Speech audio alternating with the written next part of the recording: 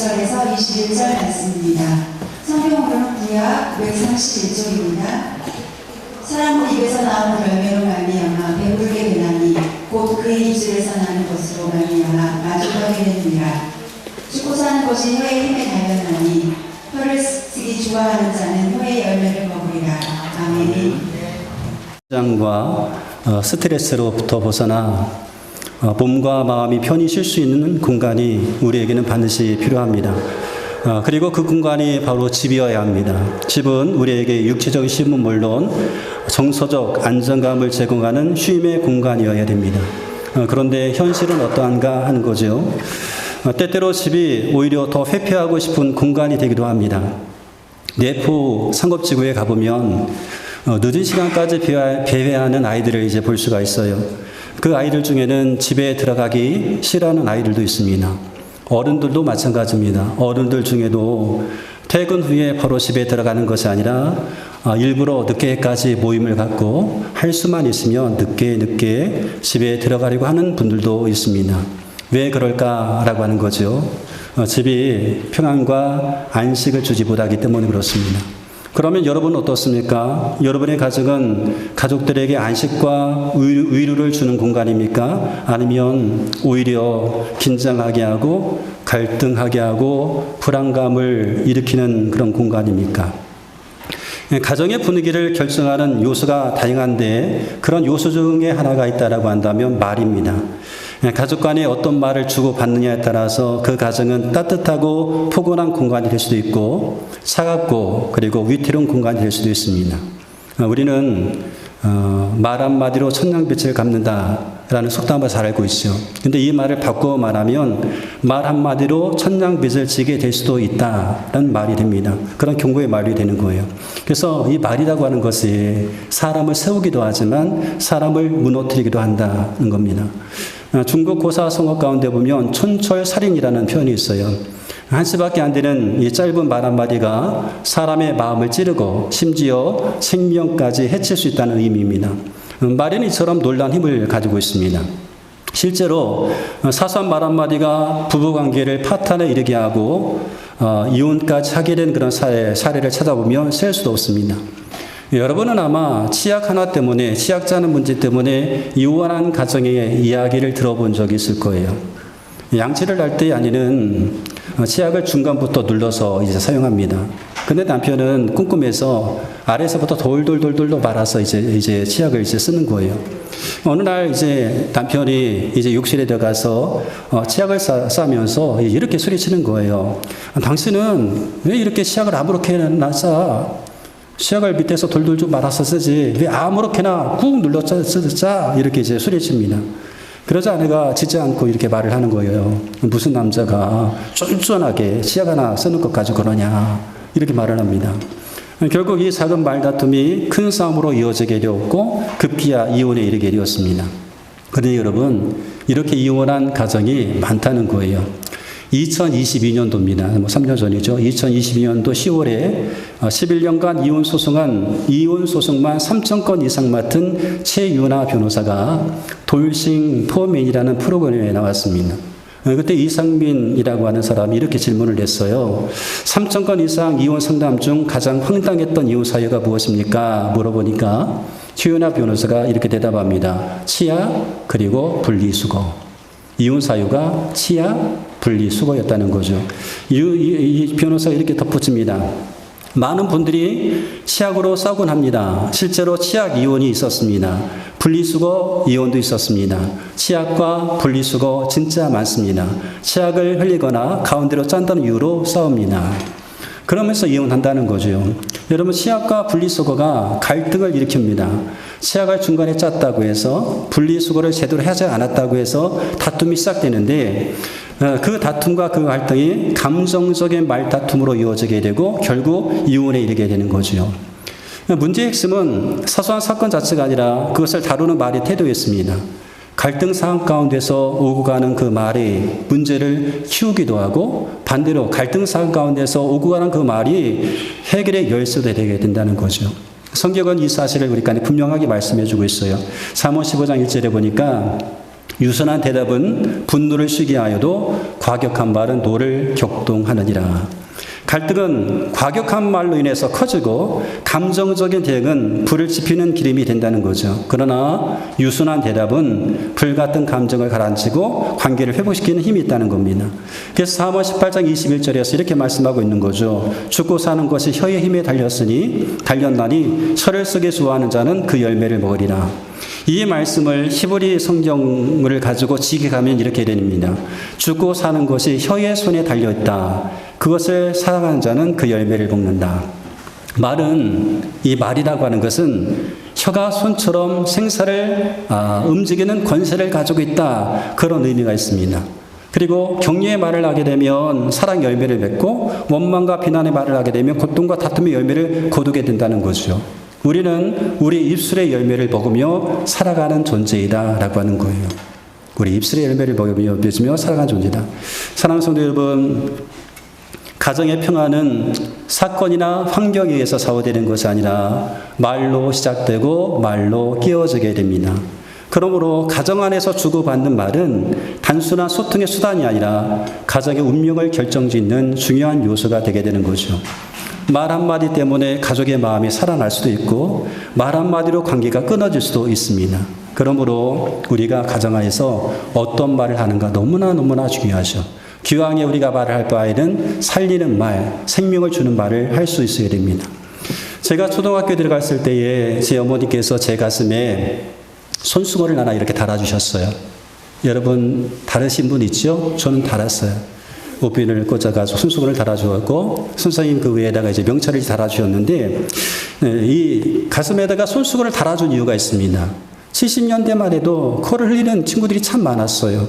요즘에는 코를 흘리는 친구가 없잖아요. 제 때만 해도 제가 초등학교 다닐 때만 해도 코를 흘리는데 코가 쭉 내려왔다가 하면 쏙 들어가고 그런 아이들이 참 많았단 말이에요. 그러니까 그 코 내려오면 그냥 방치하지 말고 코 이렇게 닦아라 그런 의미로 이렇게 달아주곤 했습니다.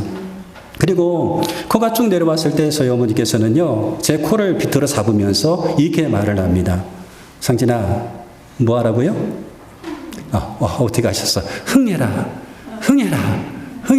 라고 이렇게 말씀을 하셨어요. 여러분 다 기억하시죠? 흥해라. 코를 짜면서 흥해라 라고 말씀하셨어요. 흥하라는 것은 잘 되라는 그런 말이잖아요. 잘 되라. 코를 풀어주면서도 잘 되라 이렇게 말씀을 하셨단 말이죠. 굉장히 긍정적인 말씀을 하셨습니다. 코를 풀어주면서 위생적인 관리도 해주셨을 뿐만 아니라 그 코를 푸시면서도 긍정적인 언어로 우리를 아이를 격려하는 것이었습니다. 그때 그 어머니 말은 따뜻했고 지혜로웠고 생명을 살리는 말이었습니다. 이런 말들이 지금도 많이 써야 된다는 거죠. 이런 말을 많이 해야 됩니다. 그러기 위해서 여러분 이렇게 좋은 말을 하기 위해서 가족에게 이렇게 생명을 살리는 말 정말 유익을 주는 말을 하기 위해서 먼저 해야 될 것이 있어요. 그것은 뭔가 하면 먼저 듣는 겁니다. 잘 들을 줄 알아야 됩니다. 야고보서 1장 19절에 보니까 사람마다 듣기는 속히 하고 말하기는 더디하며 성내기도 더디하라 이렇게 말씀하고 있어요. 듣기는 속히 하라 이 말씀은요 상대방의 말을 빨리 가로채라는 뜻이 아니라 진심을 가지고 귀를 기울이고 마음으로 들으라는 거예요. 그랬을 때에 상대방의 기쁨과 상대방의 슬픔과 분노와 같은 그 감정에 공감할 수가 있는 겁니다. 로마서 12장 15절에 보니까 즐거워하는 자들과 함께 즐거워하고 우는 자들과 함께 울라. 우리가 어떻게 즐거워하는 사람들과 함께 즐거워하고 우는 사람들과 함께 울어줄 수가 있습니까? 웃을 때 우리가 함께 웃을 수 있고 다른 사람 울 때 우리가 함께 울어줄 수가 있어요. 잘 들을 때 그렇게 될 수 있어요. 잘 들어야 공감할 수 있고 공감이 될 때에 함께 즐거워하고 함께 아파하고 함께 울어줄 수가 있습니다. 그리고 그렇게 공감이 될 때에 그것에 맞는 적절한 말을 우리가 해줄 수가 있는 거죠. 그랬구나. 정말 속상했겠다. 그럴 수도 있지. 이런 말들, 공감이 되는 말을 해줄 수가 있어요. 이 공감에서 시작된 말은요, 관계를 살리고 마음을 쉬어합니다. 공감에서 시작된 말은 단순한 위로가 아닌 마음을 살리는 능력이 있습니다. 우리는 그리스도인입니다. 그리스도인으로서 이와 같은 말을 많이 해야 돼요. 우리의 말은 때와 장소에 맞도록 신중하게 사용될 수 있어야 됩니다. 그래서 덕을 끼치는 그런 사람이 되어야 되죠. 에베소서 4장 29절에 보니까 무릇 더러운 말은 너 입 밖에도 내지 말고 오직 덕을 세우는 데 소용되는 대로 선한 말을 하여 듣는 자들에게 은혜를 끼치게 하라. 우리는 하나님의 말씀을 따르는 그리스도인이잖아요. 그러므로 입술로 은혜를 끼치는 사람이 되어야 됩니다. 우리의 말을 통해서 은혜를 끼치는 사람, 우리의 선한 말을 통해서 은혜를 끼치는 사람이 되어야 되는 거죠. 가정의 달을 맞아서 저희 가족이 이제 다 모이게 되었어요. 졸업하고 직장 생활을 하고 있었던 조카와 이제 이런저런 이야기를 하게 되었습니다. 이제 앞으로 대학을 졸업을 앞둔 아이들도 있고 또 취업을 준비 중에 있는 아이들도 있는데 그 아이들이랑 이야기를 할 때에 조카가 제게 조심스럽게 이렇게 말을 해주었어요. 고모부 격려해 주세요. 격려해 주세요. 격려해 주세요. 아이들이 정말 듣기 싶어 했던 말들이 어떤 말인지를 저는 알았습니다. 그 말이 뭔가 하면 격려의 말이었습니다. 격려의 말. 얘야 한번 해보자. 하면 될 거야. 그래, 아빠가 기도하고 있잖아. 너도 잘 해낼 수 있어. 염려하지 말고 하나님께 함께 맡겨봐. 하나님께서 너와 함께 하실 것이야. 하나님은 너를 사랑하셔. 하나님 너를 통해서 큰 일을 이루실 거야. 너는 하나님의 걸작품이야. 이와 같은 격려의 말들을 많이 하기를 원합니다. 그것을 듣기를 원한다는 거죠. 이런 말을 들으면 얼마나 힘이 될까요? 이런 말들이 아이들의 마음을 살리고 그들의 미래를 열어주는 그런 말입니다. 저는 한 청년의 이야기로 이제 말씀을 마무리하고자 합니다. 어떤 가정의 어머니는 아들에게 늘 이렇게 말을 합니다. 빌어먹을 놈아 밥 처먹어라. 빌어먹을 놈아 이젠 일어나라. 아들이 공부를 잘해서 이제 그 학교에서 1등을 했어요. 그때 어머니 이렇게 말을 합니다. 빌어먹을 놈이 공부는 잘하네. 근데 이 아이가 또 너무너무 공부를 잘해서 서울대 법대에 들어가게 되었습니다. 어머니 그때 이렇게 말을 합니다. 빌어먹을 놈 드디어 큰일 했네. 이렇게 말을 했어요. 그리고 어머니는 돌아가셨습니다. 아들은 대학을 이제 졸업하게 되었고 사법고시를 이제 보게 되었는데 사법고시를 몇 번 수차례 보아도 다 낙방하는 것이었어요. 그래서 취직을 하려고 했는데 취직도 되지 않았습니다. 결혼을 하고 싶어도 결혼도 되지 않았어요. 모든 것이 다 풀리지 않았어요. 어느 날 이 청년은 교회 목사님을 찾아가서 자기 이야기를 하면서 질문합니다. 목사님, 왜 나의 인생은 이렇게 꼬이는 걸까요? 그때 목사님께서 그 청년에게 이렇게 질문합니다. 지금까지 살아오면서 자네가 가장 많이 듣던 말이 무엇인가 물었어요. 그러자 그 청년이 엄마가 했던 말이 떠올랐어요. 청년이 이렇게 말합니다. 빌어먹을 놈이요. 빌어먹을 놈이요. 그렇게 말하고 자신을 돌아보니까 정말 자신의 처지가 빌어먹을 놈이 되어 있었습니다. 대학 동기였던 판사, 대학 동기였던 검사, 대학 동기였던 그 대기업 임원들, 그들에게 빌어먹고 있는 자신의 모습을 보게 되었습니다. 근데 목사님은 그 청년에게 이렇게 말을 해줬어요. 하나님은 너를 빌어먹고 살 사람으로 창조하지 않으셨어. 하나님은 너를 벌어먹고 살 사람으로 만드셨어. 너는 빌어먹을 놈이 아니라 벌어먹고 살 사람이야. 라고 하는 그런 말을 해줬어요. 이 목사님 말을 듣고 보니까 정말 그랬습니다. 자신에 대해서 생각해 보니까 정말 그랬어요. 서울 법대까지 나온 자신이 왜 빌어먹고 살 사람인가? 벌어먹고 살 사람이지. 이 말을 듣는 순간 이 청년의 마음속에 용기가 생기기 시작합니다. 그래서 자신이 하고 싶은 일, 할 수 있는 일들을 찾았어요. 그 일이 뭐냐면 과외하는 일이었습니다. 그래서 아이들을 모집해서 과외를 시작했는데 너무너무 잘 되는 거예요. 이곳저곳에서 아이들이 막 몰려오기 시작합니다. 그래서 학원을 차리게 되었어요. 학원을 차렸는데요. 그 학원도 너무나 잘 되는 거예요. 크게 성공했습니다. 그는 지금 결혼해서 딸을 낳고 지금까지 살고 있는데 벌어먹고 살고 있습니다. 빌어먹고 살고 있는 것을 벌어먹고 살고 있습니다. 목사님의 말 한마디가 그 인생을 다시 일으켜 세웠고 새로운 길을 걸어가게 했습니다. 말 한마디가 사람의 인생을 달라지게 할 수 있다는 거죠. 사랑하는 성도 여러분, 가정은 말의 힘으로 세워집니다. 여러분이 했던 그 말 한마디가 가정을 세울 수도 있고 가정을 무너뜨리게 할 수도 있습니다. 여러분이 하는 그 말 한마디가 가족의 마음에 상처를 주고 그 생명을 앗아갈 수도 있지만 여러분이 그 말 한마디가 가족의 마음을 살리고 생명을 불어넣을 수도 있습니다.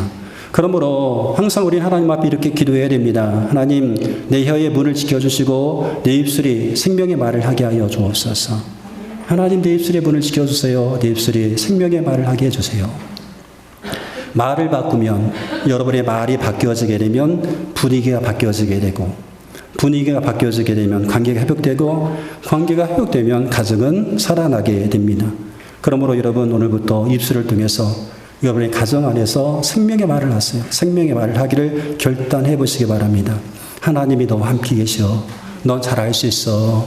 염려하지 말고 하나님께 맡기자. 하나님 너를 사랑하셔. 하나님은 너는 하나님의 걸작품이야. 이런 말들을 통해서 우리 가정을 살리고 회복하고 복되게 되는 그런 일들이 있기를 바랍니다. 우리의 말이 하나님의 은혜를 전달하는 통로가 되기를, 그래서 우리 가정이 진정한 쉼과 평안의 공간이 되기를 주님의 이름으로 축복합니다. 우리 함께